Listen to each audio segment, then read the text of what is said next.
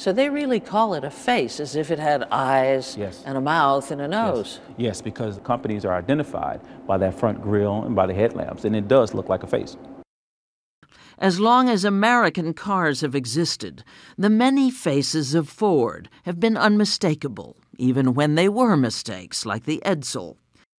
In 1986, the Taurus, once America's best-selling car, was actually considered bold. But that was then. So where did you start? Blank sheet of paper. Well, we knew clearly 3 years ago, designer Earl Lucas and his team were told to reinvent the Taurus, just as the Ford Motor Company has set out to reinvent itself. Clearly, we wanted a more expressive, a more sculptural car. And these early designs that you're seeing here, especially I think the face of the car is awfully important. Look closely at the finished product, the 2010 Ford Taurus released last month.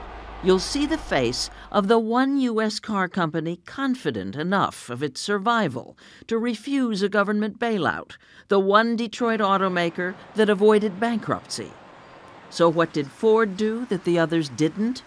Now look at the DNA of Ford along here. And so, clearly you got the wonderful blue oval.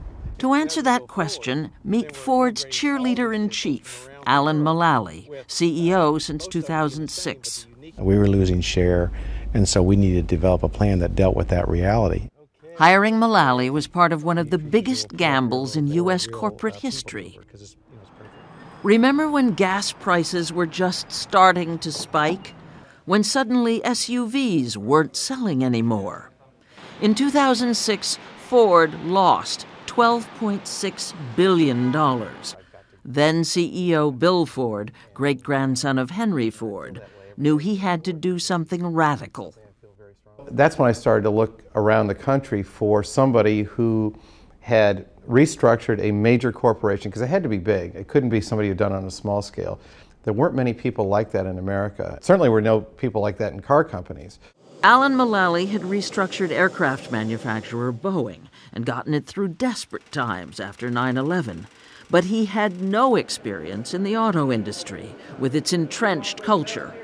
On September 5th, 2006, Bill Ford resigned as CEO. And with that, I'd like to turn it over to our new president and CEO, Alan Mulally. Alan. Thank you. Thank you. Ford stayed on as executive chairman, but Detroit was still shocked. It takes something for a person like Bill Ford to stand up and admit that this job is bigger than they can do. Bryce Hoffman reports on Ford for the Detroit News. Naysayers out there were looking at kind of past examples and saying this is not going to end well for Ford. But that was nothing compared to what came next. We mortgaged everything, including the blue oval. Ford borrowed $23.5 billion.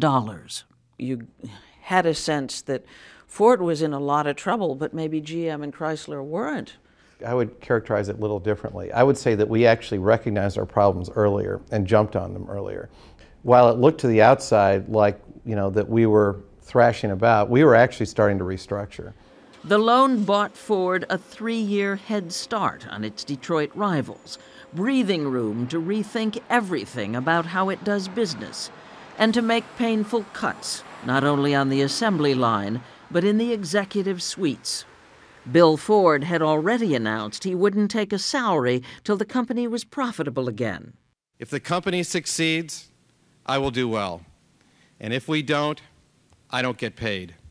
If you grew up in our family, you would understand that being part of this company is a real privilege. We felt that this was a really important part of America and a really important part of American manufacturing and American history. And it's worth preserving. It's very much worth fighting for. In 1913, Henry Ford invented the moving assembly line so that he could mass produce the Model T. The following year, he announced he would pay his workers $5 a day, more than double the standard factory wage. He said he wanted his employees to be able to afford the cars they built. That was just the beginning. For decades, the United Auto Workers Union won hefty contracts from Ford and the other U.S. car manufacturers. Auto workers helped to define the prosperity of the American middle class. That is until the Japanese began to outsell Detroit. And companies like Toyota built non-union plants in the United States. Those high wages and lifelong benefits UAW members fought so hard for were one big reason why Detroit couldn't compete, couldn't make a profit. Today, collective bargaining is about negotiating cutbacks, the UAW willingly joining U.S. automakers in their battle just to stay in business. Since 2001, Ford has shed nearly 145,000 jobs, more than a third of its workforce. Since 2003, it's closed 17 plants, with more to come. Ford, if you look, when you start looking at Atlanta, you look at Wixom, you look at Norfolk, Edison, Lorraine, Wayne, there's a lot of assembly plants that have been closed down. And that's very dramatic. Ron Gettelfinger is president of the UAW. It's hard on families, it's hard on communities, it's hard on states, it reduces the tax base, puts a lot of people in the unemployment lines. All those things are very difficult and very challenging for us. But we stepped up, we tried to find a way to help ease the pain, if you will, by offering buyouts. And wage concessions and reduced benefits. The union has taken over retiree health care. At the beginning of restructuring, Ford's labor costs were $70 to $80 an hour per worker for combined wages, benefits, and retirement costs. Now, Ford says, they're almost down to Toyota's $50 an hour. This is the Lincoln MKS, the new MKS. Of course, there's still the problem of building cars people want to buy and making money doing it, especially given the recession. Ford's most profitable vehicles are still heavy-duty pickups, fully loaded, which according to some estimates can make the company as much as $24,000 each. Compare that to small cars like the Focus, which only make hundreds. I see this little card here. And, yes, you have your one Ford plan. One team, one plan, one goal.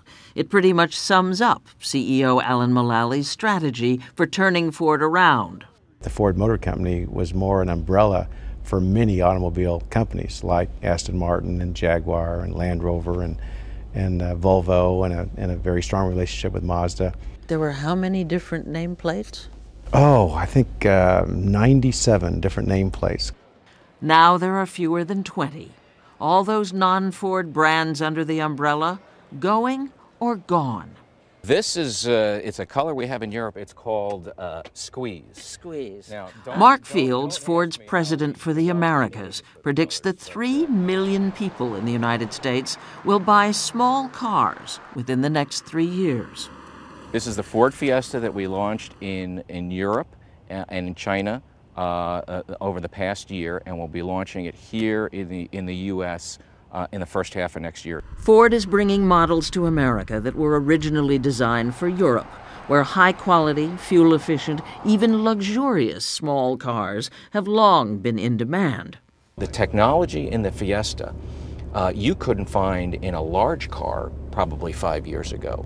The navigation system, the high-end audio system, the temperature control system, all those things customers don't want to, these days, they don't want to compromise on.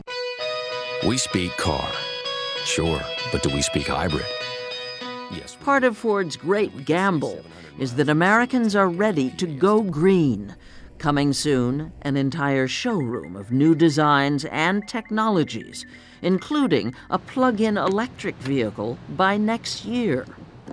The good news, the Focus and the Ford Escape were on the Cash for Clunkers' top 10 sellers list. Here's the bad news, though. Ford is still losing money, although it's losing less money every quarter, and it's not losing as much as GM and Chrysler. That's the new math of the American automobile industry. The right way to look at Ford is that it is doing a better job of navigating through this storm, and it has a better chance of emerging from this as a viable company.